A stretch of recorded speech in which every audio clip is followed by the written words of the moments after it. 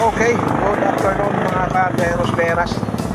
So, natapos kong sunduin ang aking anak. So, nandito naman kami ngayon sa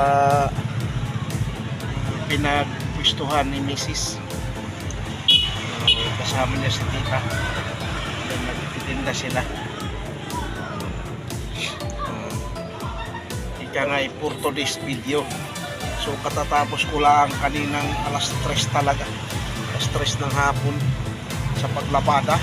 Simula kahapon, kanina ko lang talaga natapos. So sabay sa ulit na rin ng washing machine.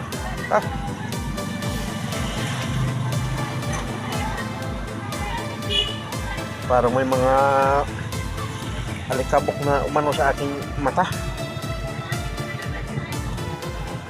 Galing pa kaming